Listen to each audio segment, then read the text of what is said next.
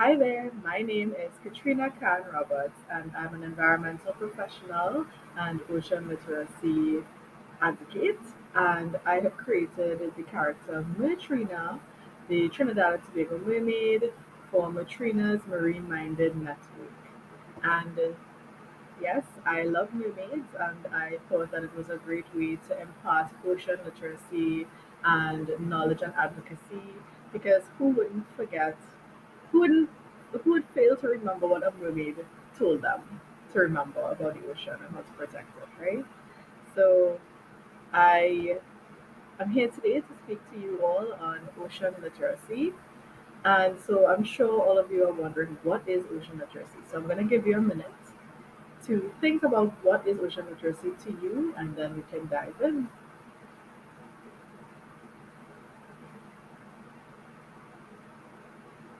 All right, great. So, ocean literacy is a way for incorporating science into education.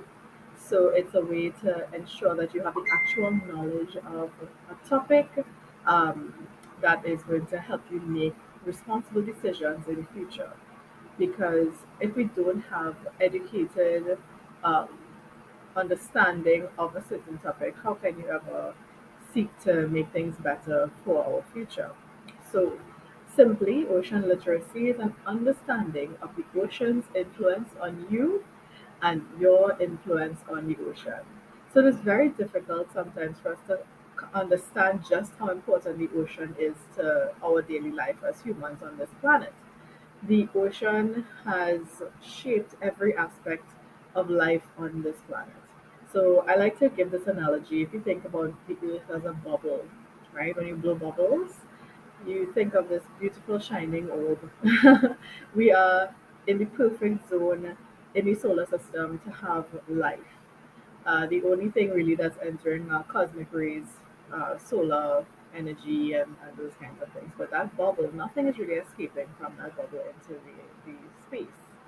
So we have to understand that because our ocean makes up so much of that bubble, we are at the mercy of the ocean for regulating all the things that keep us alive. So we'll go into that a little deeper later. So today's goals are to improve the understanding of the importance of the ocean to humankind, to enhance communication about the ocean in a meaningful way, and to develop the ability to make informed and responsible decisions regarding the ocean and its resources. Now, I'm coming from Trinidad and Tobago, which are two islands in the Caribbean. It's an archipelago, there are multiple islands, and it is completely surrounded by the ocean. And something that we fail to understand because our maps don't really show it is that the earth has one big ocean with many features. So it, we are all connected. All the waters of the world are connected by the water cycle. So who here knows about the water cycle? That's very good. So the water cycle is very important. It literally connects all water and all life on it. Another thing is that the ocean has made the earth habitable. How many of you have heard about phytoplankton and algae? Now, they talk about the forest being a great source of oxygen, but it's actually the ocean and all the algae in the ocean that has formed most of the oxygen in our atmosphere and made it able for us to live and survive as humans and most other animal species. We know that plants photosynthesize, taking energy from the sun as well as water and carbon dioxide from the atmosphere, turning it into sugars and oxygen, which is then expelled into the atmosphere. So, of all of the organisms on Earth that photosynthesize, the ocean holds the ones that have done this the most to make our atmosphere livable. It has also regulated a lot of the temperatures, and it causes a lot of the currents and movements of the flow of wind. It is literally what has shaped our planet. It is a major influence on climate and weather. So we were talking about water cycle, we were talking about heat, energy, and all of that. The ocean is what regulates all of these things.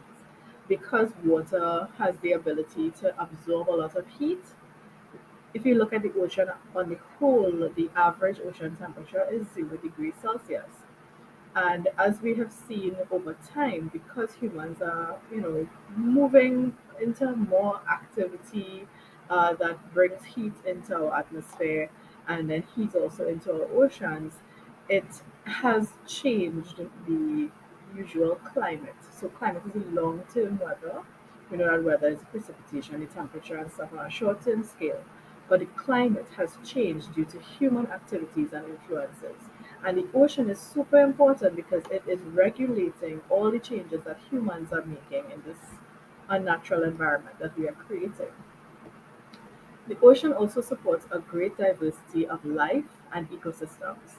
So I'm seeing here there's a dolphin. So the ocean supports plant life, microcellular organisms, other animals, fish, reptiles, even birds. You have marine birds. So it is very, very important for all life on Earth. And then, of course, we have lots of ecosystems such as mangroves, seagrass beds, coral reefs, the deep sea. It's very, very important to see the vast number of ecosystems and the diversity in the oceans. So, the ocean and life in the ocean shape the features of the earth. There's no denying it. There's no way that we can see that we are not inextricably linked to the ocean. And the ocean and humans are inextricably connected as well.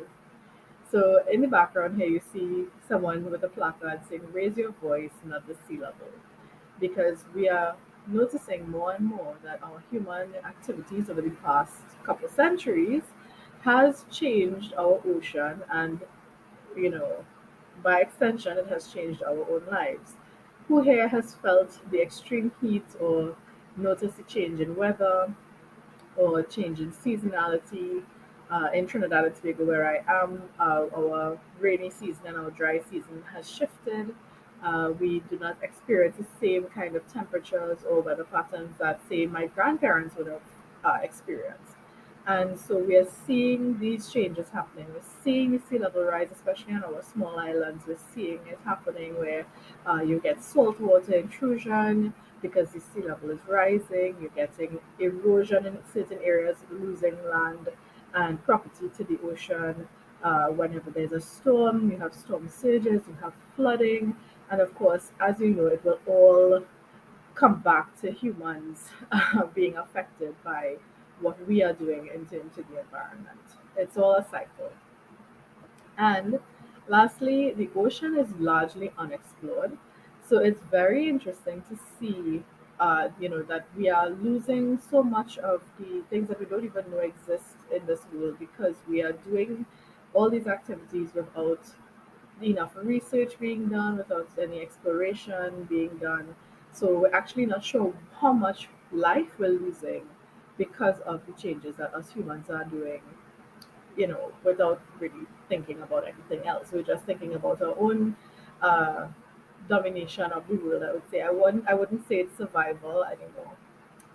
So for us to make a positive difference and become ocean literate, we have to do some things because we're noticing more and more these things are affecting people, and of course they affect the marginalized people more than people who have resources. So it's very difficult for, say, a fisherman to bring in the same size of catch, same quantity of catch that he would have usually had maybe 50 years ago.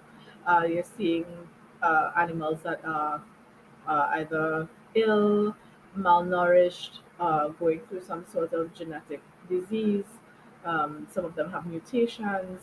So it's a lot of these things that we're noticing now and wondering why is it happening when in reality it's because of human activities that are being unregulated. So we need to learn about the ocean issues from multiple bodies of knowledge. We need to identify and understand personal and others' perspectives, and we have to apply decision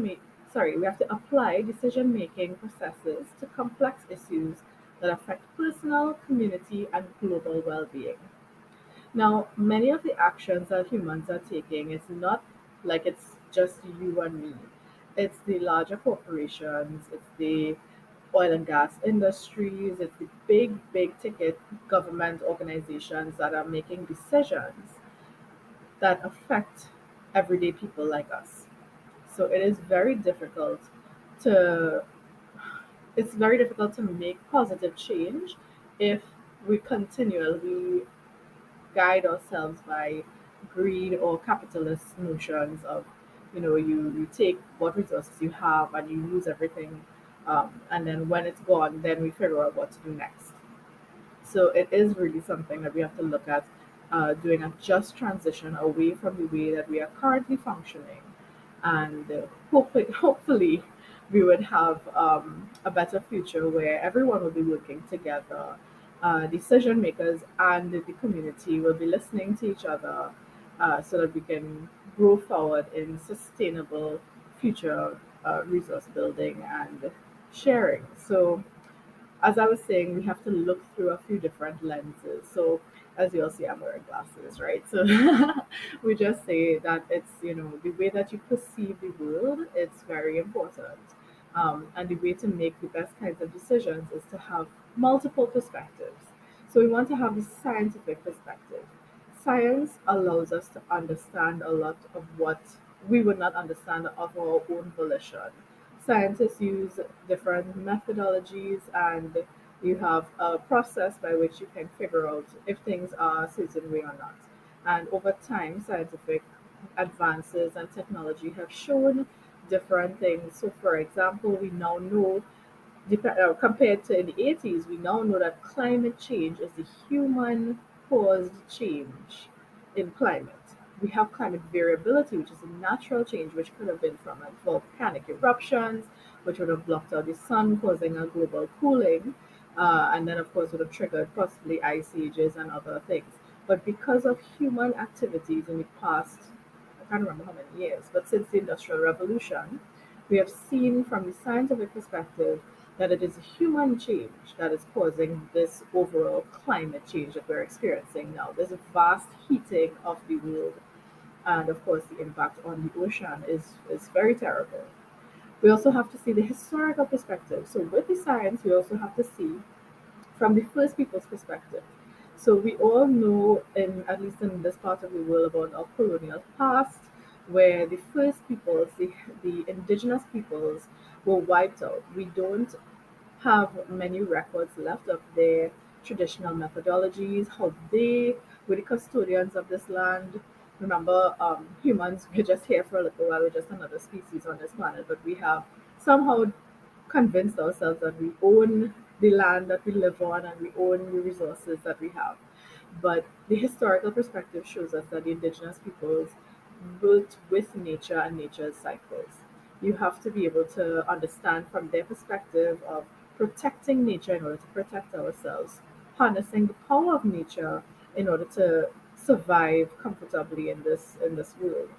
So we have to remember to take into consideration all of those traditional technologies, for example, types of food that we would have eaten in this part of the world that was natural to this part of the world.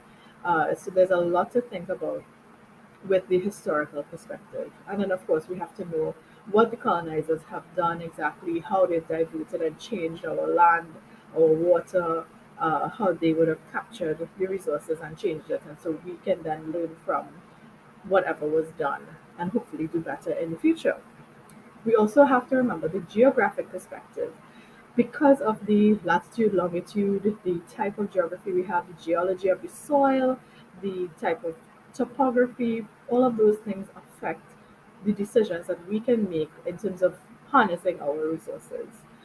Where we're going to get our water from, where we're going to get our food from, where we're going to live safely. Those are the kinds of things we have to look at. Where the hurricanes are going to come from, because they're going to come stronger, faster, and out of season. Then we also have to look at the gender equality perspective. In history, we've seen that women and girls are genuinely underprivileged and not given the same access to education or knowledge. So it is very important that we make sure that everyone has the same equal opportunity to do everything that they would like to do in this world within, of course, the confines of our environmental resources. Then we have the value perspective, which, of course, is our economy. Humans have built this construct, And so we live and exist within it. And it's very important for us to see then how our natural resources are valued and evaluated properly, and how we can then work to preserve them over time so that our future generations can have equal access as well. We also have to have the cultural perspective. So if you think about the ocean, you're thinking about religious activities, you're thinking about education and awareness, you're thinking about entertainment and having fun at the beach. That's one of our favorite places here in the Caribbean. So you have to think about the cultural perspective of the ocean, knowing what the resources are that are intangible as well as tangible. And then lastly, we'd like to have the sustainability perspective. Sustainability basically means thinking about the future generations and making sure that they are provided for while we also provide for ourselves. So it's important for us to make sure that we don't do anything that is going to affect the future, whether we know it or not. So we just have to be very thoughtful and make sure we make the right decisions when we can. So that was a lot to think about. So we're gonna go into a small activity. So animal tales. So what I want you to do is to pretend you're your favorite marine creature. Think about all the different marine creatures you know about, either jellyfish or whales, dolphins, sea turtles, crabs, anything like that, starfish. You can pretend that you are your favorite marine creature, and I'm going to give you 15 minutes where you'll pause this video and then you can press resume. In 15 minutes, you can write about what it would be like to be that animal. So I want you to think about it. Say, for example, I want to be a parrotfish. So I would be going about my day as kind of like a gardener of the reef. I'll be nibbling on the algae and keeping coral healthy. I'll be pooping out sand. So I will give you 15 minutes now to complete that activity, and then your teachers can follow up with you after that. Okay, great. Thank you so much. I hope that that was an interesting and insightful activity. Then, our next activity is I want you to think about what does the ocean offer us. Now, I have some cues in these little clips that are happening here. But what does the ocean actually offer us? Yes, I said a whole list of it before, but you have to think specific now. What does the ocean offer us? So you can take your time, you can raise your hand, and the teacher can take some answers. Okay, great. So I'm going to continue on to the answers. So we get food from the ocean. Who here eats fish or shrimp or crab? Food is very important and it does come from the ocean. And I have a little tidbit for you here. Did you know that all seaweed is edible, but not all seaweed tastes good? So then we also get climate control in the ocean as well. So because the ocean is full of water and water has an affinity to take on heat, it is keeping our atmosphere cooler than it would be without the ocean. We also get minerals from the ocean. So in Trinidad and Tobago, we have oil and gas, and while it has destroyed a lot of our ecosystems, and with the exploration for oil and gas specifically, it has caused a lot of damage to a lot of ecosystems that we have not looked at properly. Like for example, in the deep sea, we do get a lot of our economic uh, prowess then in this region from the minerals in the ocean. The point is that we are supposed to be using that resource and those economic gains to look at a just transition in the future to have a more sustainable harvesting as well as some other alternative so that we don't have to go down there and damage these things anymore. So the atmosphere is very important because the ocean provides us with oxygen that we breathe and we need. Then we also get medicines. Certain marine species have medicinal value. So, for example, the horseshoe crab with its blue blood that is harvested and helps with a whole host of different kinds of ailments. There are certain kinds of coral and marine plants. That's very, very important as well. We have recreation. Whoever loves to go to the beach and does water sports and activities, the recreation part of it. We love the ocean. It is really something that it helps us with our physical fitness as well. Our mental health is very much in tune with the ocean because, of course, if we are exhibiting signs of depression or anything like that, it is proven that sitting and even just looking at the water, um, it improves our mental health and our feelings. It also is part of the water cycle, so without it, we would not be able to have our drinking water, or even just the salt water that we have as a resource as well. It is also a source of inspiration. So, for example, artists, they are totally inspired by the ocean. Writers like myself, we draw inspiration from the ocean. It's also vastly important in our livelihoods. There are, yes, the people who do boating and transportation of goods over the ocean and stuff like that too, but livelihoods such as the fisher folk, um, people who depend on the ocean for the food that they eat, and whatever else they would need. So it's very, very important. And then transportation, of course, because we are on islands in Trinidad and Tobago, we know that all of our importation of food and other things that we need here that we can't get here locally, it's all dependent on transportation. So it's also a very vulnerable thing because if say for example a hurricane passed by and we were cut off from transporting our goods and services into the country, that would severely affect our standard of living. So, the ocean, in a nutshell, is very, very important. Then, my last question, and what I want you to think about the most, is how do we go about protecting our ocean? Because now we know exactly how important it is. How do we protect it? And this is a question that is very difficult to answer because it's not often within our individual control. There is a lot that we as individuals can do, but it all depends on the major decision makers, the big corporations, and those who are in control of the biggest inputs and outputs of the ocean that really do hold the key to how do we protect it going into the future. So, first of all, as individuals, we can learn about the ocean. That's what we're here for today, to learn and understand, to make sure that we know as much as we can within our current, knowledge base, most up-to-date information and stuff like that. And with individuals, we are able to make our decisions. So, for example, one of the major issues of our oceans today is single use plastics. So, those plastic forks, spoons, sporks, plastic bags, plastic water bottles, things that you use for 30 seconds and then you throw it away, but it lasts in the environment forever. That is the major basis of marine litter. And the thing is, we don't actually need it. It was just something that was made to be convenient. And they labeled it as disposable, but it's not actually disposable. Disposable in that regard just means that it can be thrown away, but it doesn't mean that it's biodegradable, which means that it will be cycled back into the ecosystem flawlessly.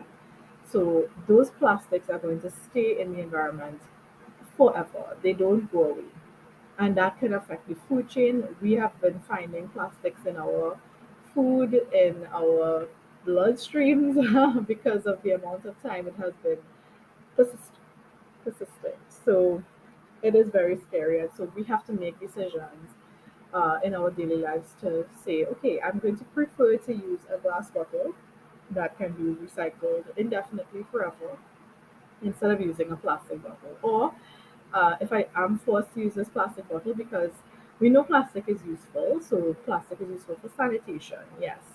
But if it is that I'm forced to use this plastic water bottle, I'm going to rinse it, I'm going to cut out the label, separate the cap, and I'm going to put this in a recycling facility.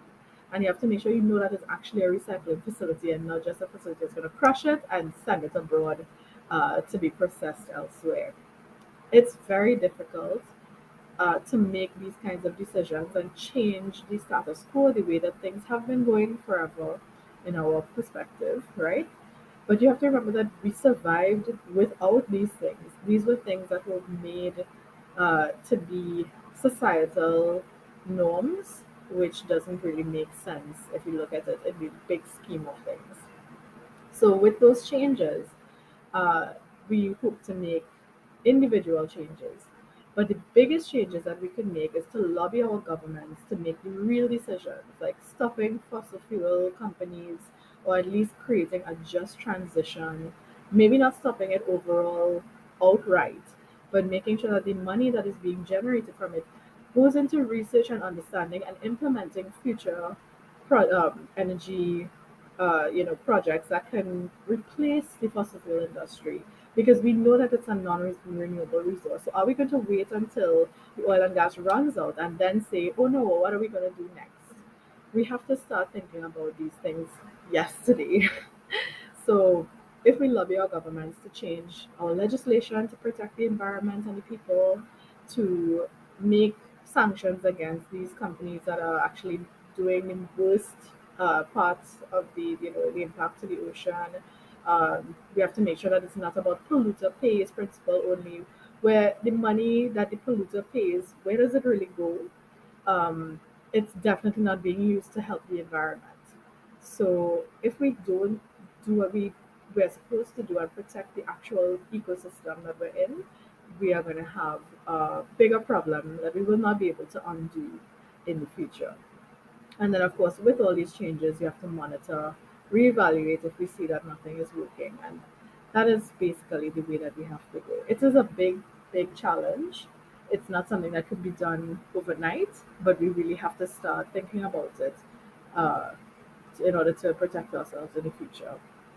So, I thank you very much, and I want to just invite you to continue to learn about the ocean and how to protect it. And you can find my books there on Amazon and in all major bookstores in Trinidad and Tobago. I thank you so much, and I hope that you learned a lot today. And if you have any questions, feel free to reach out to me. And I'm so grateful for the time that we've had today. Thank you so much.